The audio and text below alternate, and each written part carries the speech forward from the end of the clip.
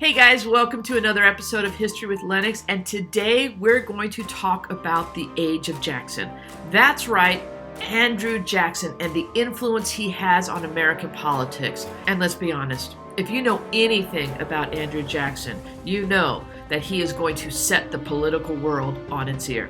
So let's get started. Now, to understand Jackson, you have to understand Jacksonian democracy. Jacksonian democracy was this idea that the people should be more involved in the election process in our country, that we're going to see the growth of the influence of the common man. And that is all Jackson's influence right there. Going back to the election of 1820, we're a single-party country at this point. Now, this is the second term of James Monroe. We're coming just to the end of the era of good feelings. We're still on that high of nationalism from the War of 1812, but we're also kind of in the doldrums because of an economic panic that started in 1819. Yet, Monroe carried the Electoral College. 99.5% of electoral votes went to James Monroe. One vote went to John Quincy Adams. I guess his father voted for him or somebody did. But regardless, it was just a one-party election, and that party was the Democratic Republicans. By 1824, that's going to change. We're coming out of the founding era of our history. Remember, James Monroe was the final president from the Virginia dynasty. So now we're in our second generation of legislators. So now we're in our second generation of legislatures. And when we go into the election of 1824, we see that second generation. John Quincy Adams is running again. Andrew Jackson is now on the national stage running for president. William Crawford and, of course, Henry Clay. Now, Henry Clay has given it a couple shots, but he just never quite makes it to the presidency. When we look at the election of 1824, though, what's very interesting is we didn't have a clear winner, not by constitutional standards. If you look, Andrew Jackson took had most of the electoral votes, but he didn't have the majority. And to win the presidency, you have to have the majority of electoral votes. If you look at the popular vote in 1824, Jackson won there as well. But again, he didn't have the majority. He had 43% of the popular vote. So what happens, according to the Constitution, when we don't have a clear-cut winner based on the Electoral College? Well, it goes to the House of Representatives. We saw that in 1800 with Thomas Jefferson. Same thing happens here. And when it goes to the House, every state gets one vote for president.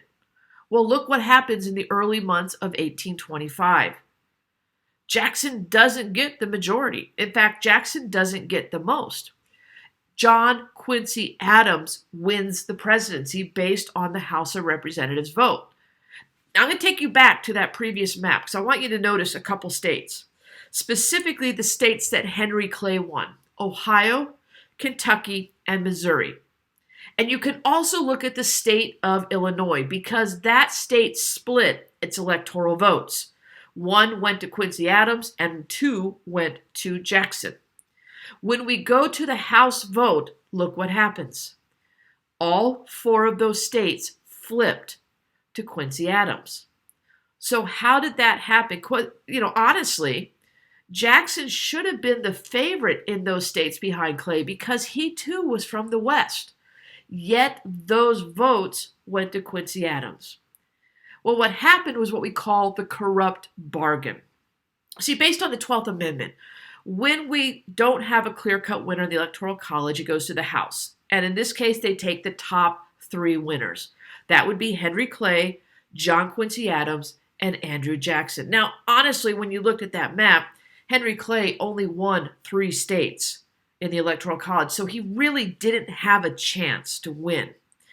But both he and John Quincy Adams were on the same page with regards to some pretty major legislation that they were looking to continue, mainly the American system.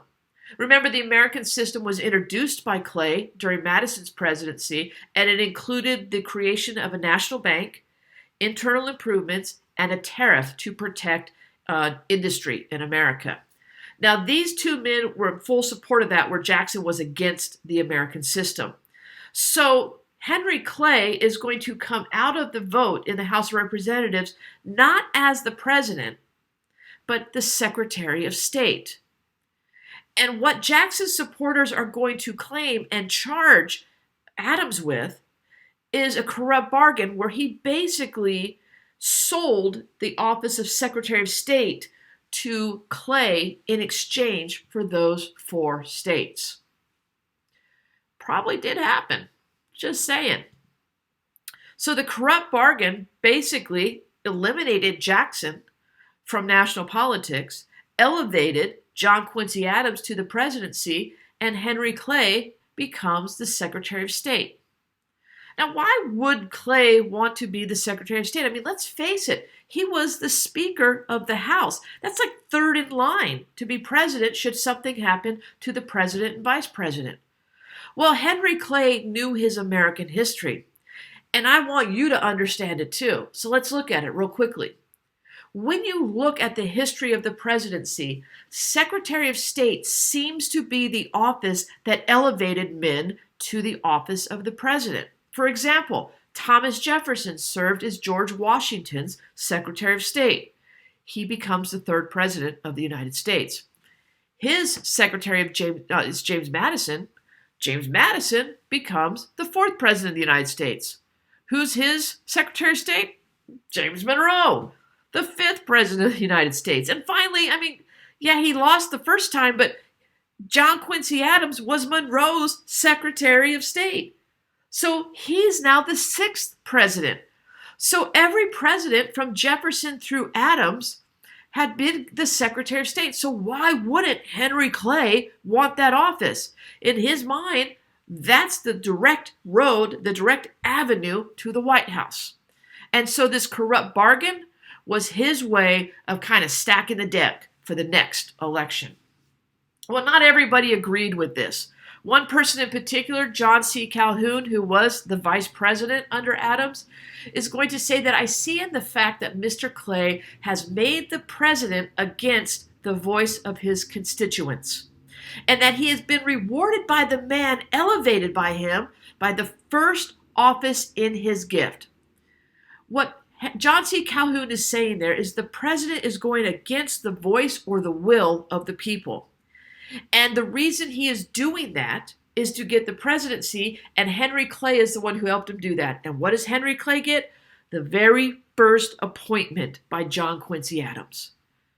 That's not supposed to be how it works, Calhoun is going to argue. He's going to say the liberty, or this is a dangerous stab, and the liberty of this country has ever received. So this is like a stab in the back of the American people. They chose somebody else. But because of this corrupt bargain, they didn't get the person they wanted. And Calhoun's says, I will never be on that side. I will always be with the people. And he's not alone in feeling this at all. Let's be honest, Jackson's ticked, but more on that later. What we're going to see happen as a result of this is a change in the way we vote for president. Leading up to the election of 1824, we had a system of indirect balloting, or an indirect election, which was very beneficial to the aristocracy of our country. You see, the voters would choose state legislatures, and those state legislatures would choose and then direct presidential electors how to vote in the Electoral College. So in essence, the state legislature was choosing who the president would be for that state, or who that state would support for president. With a change in this system, we're going to go to a more direct system that has a more democratic result from it. Instead of going from the people to the state legislature to electors to the president, the people, the voters, are choosing who their president is and instructing the presidential electors, this is who we want you to vote for. So the people vote for president, the tally of that vote is given to the presidential electors, and then they go represent the people at the Electoral College. Not the state legislatures, but the people. And we're going to see this style of voting start to sweep through our country. In fact, by 1836, every state but one South Carolina uses this method of balloting for the president. South Carolina is not going to change their ways until about 1860. And just as a reference, 1860 will be the election of Abraham Lincoln. So let's look at John Quincy Adams, because it's very easy just to jump over his presidency and go right to Jackson's administration. John Quincy Adams was this foreign policy guru. He was a legend. While he was Secretary of State under James Monroe, he negotiated 3 separate treaties and created one foreign policy for our country that still exists today. He negotiated the Rush-Bagot Treaty, which set boundaries between us and Canada up in the New England region and in the Great Lakes region. He went to and represented the United States at the British American Convention, where we decided to coexist with Great Britain in the Oregon Territory. And then finally, he negotiated the Adams-Onis Treaty, which is going to bring in the state of Florida to the Union of the United States. And finally, in the inaugural, not the inaugural address, but his address to Congress, John Quincy Adams wrote for James Monroe the Monroe Doctrine. He is actually the author of that foreign policy that says we're not going to allow any further European colonization in the Western Hemisphere, nor are we going to get involved in any European drama in the East. So, this is his influence. I mean, when it came to foreign policy, John Quincy Adams was king, no doubt about it. But he faced challenges as president, and a lot of it had to do with the corrupt bargain. Those charges of corruption stayed with him throughout his entire presidency, and he never had support from the majority of Congress. They all saw him as that corrupt bargainer, and so he never got the support to get any of his policies through. Politically, what's going to happen in the country is after the election of 1824, you're going to see the split of the Republicans. That party that was created under Jefferson, the Democratic Republicans, is finally going to split nationally. It's going to divide into the National Republicans, who are going to align themselves with John Quincy Adams. And then you're going to have the Democratic Republicans, which will later become the Democrats, who will align themselves with Jackson. Now, I should mention that the National Republicans, that doesn't become the Republican Party of today. They become the Whigs later on. But you're going to see this split in this party, and we go from being a one-party society to now we're going into our second two-party system. During his administration, I think the only things that he was able to get passed is going to be tariffs. That's part of the American system. They're going to pass the Tariff of 1824 and the more famous Tariff of 1828, also known as the Tariff of Abominations. The reason why it's called that is it is the largest tax on imports in American history. And we're going to talk a lot about that in the next video when we talk about Jackson's first term. During the presidency of John Quincy Adams, you also see an anti-Masonic movement. The Freemasons were a private organization in our country, and you are going to see a movement against them. What the Masons are going to bring, though, or this anti-Mason is going to bring, is political changes in the structure of our elections and choosing candidates. Up until 1828, but from the beginning, from Washington's presidency until 1828, we used what was called the caucus system, in which you had a small group of individuals within a political party, typically the leaders of that party, who would choose who their presidential candidate was going to be. The anti-Mason movement is going to introduce this idea of a convention, where instead of just an elite small group of members of a political party choose candidates, members of the entire party, so all the members have a voice in who the candidate will be, and they decide that at a national convention. We still use this process today. We tie that with the primaries, but we still culminate election season with a convention where each party nominates its candidate for president. But overall, Quincy Adams' presidency was pretty much a failure just because of how it started. And it is going to elevate Jackson. Jacksonian democracy is made up of 3 key ideas. And this includes the belief in the common man. Not just the elite educated, forces that have been guiding our country up to this point, but instead the everyday man, the working class, if you will. Universal white male suffrage, that ties into the common man philosophy, that all men should have the right to vote. Now in 1828, that's going to be all white men, but this universal suffrage idea is born during this time. And finally, popular campaigning. Prior to the election of 1828, candidates didn't campaign. They just ran and let others do their campaigning for them with their editorials and stuff like that. That's all going to change with Jackson. In fact, it changed right after he lost the election of 1824. He started campaigning right away for the presidency of 1828. Speaking of Jacksonian democracy, the question becomes, did Jackson make our country more democratic, or did a more democratic country elevate Jackson? It's that old chicken and the egg question. Which came first, Jackson or democracy? I really think that it was the elevation of democracy in our country that is going to elevate Jackson. But because it was happening both at the same time, Jackson is credited with opening up the doors to Jackson is credited with opening the door of politics to the common man and increasing the democratic values of our country.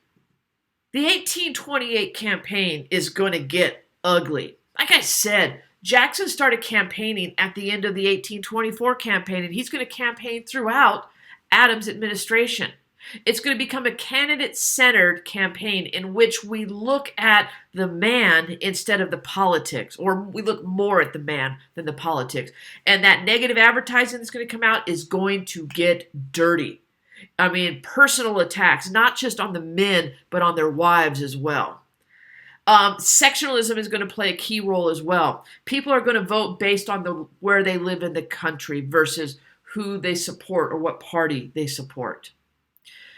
Jackson, like I said, is going to campaign as this man of the people. He's going to go out and tell people, I am just like you. I rose up, pulled myself up by my bootstraps. I started with nothing, and look at where I got today. He's going to, ride on that idea that he was a war hero, obviously the Battle of New Orleans, and then also the Seminole Wars.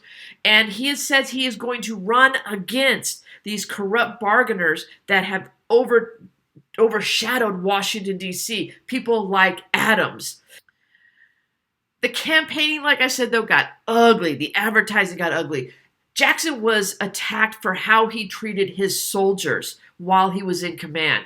He had been charged several times with actually killing some of his soldiers, putting them on trial and hanging them under treason charges and stuff like that. And these coffin handbills are going to be started to be handed out by the Adams administration throughout the campaign and everything, trying to show that Jackson was this evil guy who was willing to kill his own men if necessary. But I think probably the most negative part of the campaign is when they went after Jackson's wife, Rachel. Rachel had been previously married before she married Jackson, and when they got married, there were rumors that her divorce wasn't final. So there were charges against Rachel for bigamy. And in the 1820s, quite honestly, divorce was something that was not looked on at all with any favor at all. And the fact that Rachel was divorced and there was a question about the timing of their marriage, she was just under attack constantly by society as well as political pundits. It's really going to just take the life out of her. She's going to get ill, and she's actually going to pass away before Jackson is able to take office. He does win, but he never forgives the press for how they treated his wife during this time. When we look at the returns, Jackson easily wins the electoral vote. But this is something I want to point out that is often overlooked, and that's the popular vote. When we look at the popular vote in this election, you have approximately 1.1 million people who voted in this election. Now, I talked a few minutes ago about the rise of the common man and universal suffrage and how voting laws and stuff have been changed. Compare that 1.1 million people who voted in 1828 to the 300,000 people who voted in 1824. That's the effect of universal male suffrage. As they start pulling away property requirements and everything for voting, that's going to open up the Democratic gate for millions of Americans. And it has a huge effect, and you can see it right here. Like I said, Jackson wins easily. He takes 56% of the popular vote, and he is going to Washington. And when he takes office, man, pure Jackson celebration. At the inauguration, basically, he is going to open up the White House to the American people so they can come and pay their respects to him. All the well-wishers showed up at the White House, and it turned into a huge party. Kind of like if you're going to have a small gathering of friends when your parents are out of town and word gets out, and all of a sudden that small gathering turns into 1,000 people showing up at your house because they know the parents aren't there. It's kind of what happened at the White House with the inauguration. It got so crowded in the White House that Jackson literally had to crawl out a window to escape the crowds. But that's who Jackson was, and that's the kind of president he's going to have. And I can't wait to tell you about it in the next video. So if you missed anything or you just want to learn a little bit more, go ahead and watch this one again. Otherwise, click the link for the next video where we talk about Jackson's controversies, and there were quite a few. We'll see you next time around. Thanks for watching. Bye-bye.